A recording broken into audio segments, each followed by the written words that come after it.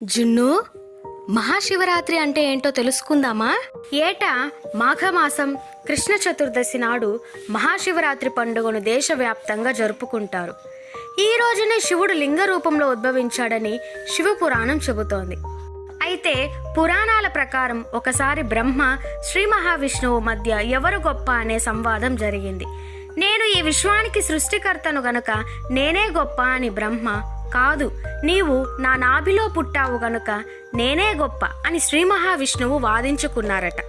ఈ సమయంలో ఇద్దరి మధ్య వాగ్వాదం తీవ్ర రూపం దాల్చడంతో వారికి వాస్తవం చెప్పాలని పరమేశ్వరుడు భావించాడు. పైన ఆకాశం, కింద పాతాళానికి వ్యాపించి ఒక అగ్నిస్తంభ ఆకారంలో జ్యోతిర్లింగ రూపంలో ఆవిర్భవించారు. దాన్ని చూసి బ్రహ్మ, విష్ణువు భయపడిపోగా, అప్పుడు మీలో ఎవరు నా ఆది అంతం తెలుసుకొని వస్తారో వారే గొప్ప అని శివుని అదృశ్యవాణి వినిపించింది. బ్రహ్మ హంసరూపం దాల్చి జ్యోతిర్లింగం పైభాగాన్ని తెలుసుకోవడానికి వెళ్తే, శ్రీ మహావిష్ణువు తన దశావతారంలో ఒక అవతారమైన వరాహ రూపంలో మొదలు ఎక్కడ ఉందో వెతుకుతూ బయలుదేరాడు. వారిద్దరూ ఎన్నో సంవత్సరాలు వెళ్ళినా వారికి ఆ జ్యోతిర్లింగం ఆది అంతాలు కనబడలేదు. బ్రహ్మదేవుడికి మార్గ మధ్యలో దేవలోకపు గోవు, మొగలి చెట్టు కనిపించాయి. ఇక శివలింగం మొదలు చూడలేనని అర్థమైన బ్రహ్మ గోవుని, మొగలి పువ్వుని తాను శివలింగం మొదలు చూశానని సాక్ష్యం చెప్పమంటాడు. ఇంతలో వెనక్కు తిరిగి వచ్చిన విష్ణుమూర్తి తాను శివలింగం చివర కనుక్కోలేకపోయానని చెప్పడంతో బ్రహ్మనే విజేతగా ప్రకటిస్తాడు శివుడు. ఇంతలో గోవు, మొగలి పువ్వు అబద్ధం చెప్పాయని ఆకాశవాణి పలుకుతుంది. దాంతో శివుడు బ్రహ్మ వైపు కోపంగా చూసి, అబద్ధం చెప్పినందుకు గాను భూలోకంలో నీకు పూజలు లేకుండా ఉండుగాక అని అంటాడు. ఆ తరువాత మొగలి పువ్వు వైపు చూసి, అసత్యము పలికిన నీతో పూజలు ఉండకుండా ఉండుగాక అని అనగానే దేవతలు మొగలి పువ్వుని దూరంగా ఉంచారు.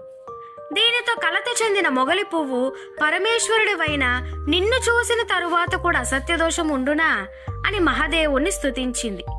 దానితో ప్రీతి చెందిన శివుడు, అసత్యము చెప్పిన నిన్ను ధరించడం జరగదు, కానీ మొగలి పువ్వును నా భక్తులు ధరిస్తారు. అదే విధంగా మొగలి పువ్వు ఛత్ర రూపంలో నాపై ఉంటుంది అని చెబుతాడు. ఆ తరువాత అసత్యాన్ని చెప్పిన కామధేనువును కూడా శివుడు శిక్షించదలచాడు. అసత్యమాడినందుకు పూజలు ఉండవని శివుడు కామధేనువుకు శాపమిచ్చాడు. తోకతో నిజం చెప్పాను గనక క్షమించమని కామధేనువు శివుని ప్రాధేయపడింది. భోలాశంకరుడు గనక కోపమును దిగమింగి, మొగముతో అసత్యమాడితివి గనుక నీ మొగము పూజనీయము కాదు, కానీ సత్యమాడిన నీ పృష్ఠభాగము పునీతమై పూజలందుకొనును అని శివుడు వాక్కునిచ్చెను. అప్పటి నుండి గోముఖము పూజార్హము గానిదైనది. గోమూత్రము, గోమయము, గోక్షీరములు పునీతములైనవి, పూజా పురస్కారములో వాడబడుచున్నవి. అప్పుడు శివుడు జ్యోతిర్లింగ మధ్య ప్రత్యక్షమై, నేను గొప్ప, నేను గొప్ప అని వాదులాడుకుంటున్నారు. ఎవరు గొప్ప అనేది ఏంటి? సృష్టి, స్థితి, లయ కారకులమైన మన ముగ్గురం సమానమే. సృష్టిని సాగించడం మన బాధ్యత అని పలికాడు. లింగ రూపంలో ఉద్భవించిన ఈ పవిత్రమైన రోజును ప్రజలు మహాశివరాత్రిగా జాగరణం, ఉపవాసం మొదలైన వాటితో నా నిజస్వరూపాన్ని తెలుసుకొని ముక్తి పొందుతారని అనుగ్రహించి అదృశ్యమైనట్లు శివపురాణంలోని విశ్వేశ్వర సహితంలో పేర్కొన్నారు. ఈ కథ విన్నప్పుడు మీకు కొన్ని ప్రశ్నలు రావచ్చు. విష్ణువు, బ్రహ్మ ఇద్దరు దేవుళ్లే కదా, మరి ఎందుకు గొడవ పడ్డారు అంటే, శివుని లింగోద్భవం కోసం. వాళ్ళ ముగ్గురు ఏమి చేసినా లోక కళ్యాణం కోసమే కదా. మహాశివరాత్రి అని ఎందుకంటారు? శివ పగలు అని ఎందుకనరు అంటే, శివుడు లింగ రూపంలో ఉద్భవించిన సమయం అర్ధరాత్రి 12 గంటలు మహానిశిలో ఉద్భవించింది. నిశి అంటే సంస్కృతంలో రాత్రి అని అర్థం. సనాతన ధర్మంలో ఉపాసన అంతా కూడాను రాత్రి సమయంలోనే ఉంటుంది. దేవీ నవరాత్రులు, వసంత నవరాత్రులు, గణపతి నవరాత్రులు, మహాశివరాత్రి ఇలా. మరి ఇలా ఎందుకంటే, రాత్రిపూట ఏ వస్తువు కనిపించదు, కానీ దూరాన ఉన్న చిన్న వెలుగు మాత్రం స్పష్టంగా కనిపిస్తుంది. అందుకే అజ్ఞాన వ్యవస్థలో ఉన్న లోకాన్ని జ్ఞాన రూపంలో తేవడానికి అర్ధరాత్రి సమయంలో లింగ రూపంలో శివుడు ఉద్భవించాడు. మొదటి నుంచి మనం శివుడిని లింగ రూపంలో పూజిస్తాం. లింగం ఎలప్సైడ్ రూపంలో అంటే గుడ్డు రూపంలో ఉంటుంది. ఎలప్సైడ్ కు స్టార్టింగ్ అండ్ ఎండింగ్ పాయింట్స్ అంటూ ఉండవు. అలానే శివుడు లింగ రూపంలో విశ్వమంతా వ్యాపించి ఉన్నాడు అని అర్థం. శివరాత్రి రోజు నిద్రపోకుండా జాగరణ చేయాలి అని, ఉపవాసం చేయాలని పురాణాలలో ఉంది. ఇక్కడ నిద్ర అంటే ఏమిటి? అందరి స్వరూపమైన ఆత్మ పరమార్థాన్ని తెలియకపోవడమే. అంటే అవిద్యయే నిద్ర. అంటే ఆత్మతత్వాన్ని ఉన్నది ఉన్నట్లు తెలుసుకోకుండా దానిని దేహం, మనస్సు, ఇంద్రియాలని తప్పుగా తెలుసుకోవడమే స్వప్నం. అలాంటి స్వప్నాలకి చోటు లేకుండా చేయడమే అనిద్ర అంటే జాగరణ అని. ఈ రెండు నిర్వచనాల వల్ల యథార్థ గ్రహణమే జాగరణ. అంటే తన స్వరూపాన్ని ఉన్నది ఉన్నట్లు తెలుసుకోవడమే జాగరణం.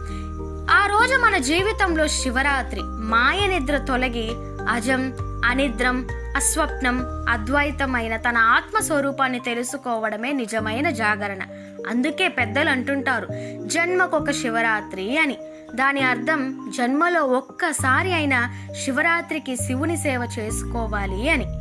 ఇలా తెలుసుకోకుండా ప్రజలు ఈ రోజు శివరాత్రి కాబట్టి జాగరణ చేయాలని సినిమాలు చూడడం, ఇతర పనులు చేయడం సరికాదు. శివరాత్రి రోజు ఆహారం తీసుకోరాదని, రకరకాల తీర్థాలని జాముకి తీసుకొని ఉపవాసం చేశామని భావించకూడదు. ఉప అంటే దగ్గర, జీవాత్మ పరమాత్మకు సమీపంలో ఉండటం. గురువుల వద్ద శ్రవణం చేసి తన ఆత్మ పరమాత్మయే అని గుర్తించడమే నిజమైన ఉపవాసం. అంతేగాని శరీరం ఎండబెట్టడం ఉపవాసం కాదు. అయితే శివరాత్రి రోజు ఆహారం స్వీకరించకుండా ఉపవాసం చేస్తే మంచిదే. అది ఆరోగ్యానికి, అంతఃకరణ శుద్ధికి ఉపయోగం. కానీ ఇదే పరమార్థం అనుకోకూడదు. ఆ రాత్రిని శివుని ఆరాధనతో, అభిషేకాలతో, భక్తి పారవస్యంతో గడపాలి. శివపురాణం గాని, శివుని కథలు గాని చదువుకుంటూ గడపాలి. అర్థమైందిగా జున్ను, శివరాత్రి ఎలా జరుపుకోవాలో? ఓం నమః శివాయ.